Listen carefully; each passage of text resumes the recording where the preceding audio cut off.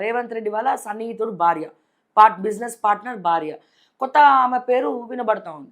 So ఎక్కడ ఏ రకంగా చూసినా ఎక్కడేసిన గొంగలు అక్కడనే ఉంది. వీటన్నిటి మధ్యలో తెలంగాణను నిర్దాక్షణంగా చీకట్లోకి నెట్టేయడం జరిగింది కాంగ్రెస్ గవర్నమెంటు.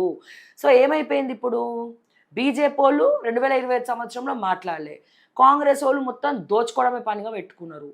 పొన్నం ప్రభాకర్ ఆయన స్టైల్లో రవాణా శాఖను దోచుక తింటాడు. ఓకే, 13 చెక్ పోస్టుల దగ్గర దందాలు జరుగుతున్నా కళ్ళు మూసుకొని సిగ్గు లేకుండా వ్యవహరిస్తూ ఉన్నారు. ఓకే, ఏ శాఖ చూసినా సోషల్ వెల్ఫేర్ చూస్తేనండి ఇప్పటి వరకు మన గురుకుల హాస్టళ్లకు ఒక్కడంటే ఒక్క పైసా ఇవ్వలేదండి. ఇక ఎమ్మెల్యేల పరిస్థితి అయితే వర్ణనాతీతం. సిగ్గు. అట్లీస్ట్ బీఆర్ఎస్ ఎమ్మెల్యేల కంటే గంతకుముందు సంపాదించుకున్న పైసలన్నీ ఏమైనా మార్కెట్లో తిరగడానికి ఉన్నాయి, కానీ కాంగ్రెస్ ఎమ్మెల్యేలు అయితే చాలామంది అప్పులు చేసి మరి ఫండింగ్ సేకరించి మరి వాళ్ళు నించొని గెలిచినారండి, వందల కోట్ల రూపాయలు ఖర్చు పెట్టి.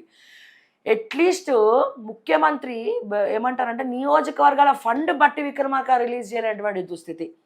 మళ్ళీ తొక్కలో ఒక బడ్జెట్ పట్టుకొని తిరుగుతాడు ఆ బట్టి విక్రమార్క. కాంట్రాక్టర్లను నట్టెంట ముంచిండు. ఆయన బాగుపడ్డాడు. వాళ్ళ కొడుకు పెళ్ళికి నిశ్చితార్థానికి ప్రజాభవన్ బాగా వాడిండు, అధికార దుర్వినియోగం చేసినాడు. మరి సిగ్గు ఎగ్గు లేకుండా అందరు ఎగేసుకొని ప్రజాభవన్లు ఎందుకు చేస్తున్నావా బట్టి, కరెంటు కాలుతుంది మరి బిల్లు కడుతున్నావా లేదా, పుక్కట్లు వచ్చింది ఫ్రీగా వస్తే ఫినాయిల్ తాగుదాం అన్నట్టు ఫ్రీగా వస్తే ఫినాయిల్ తాగుతున్నావా అని చెప్పి అడిగింది ఏం లేదు. పోనీ తెలంగాణ ప్రజల కోసం ఏమైనా బట్టి విక్రమార్క చేసిండా?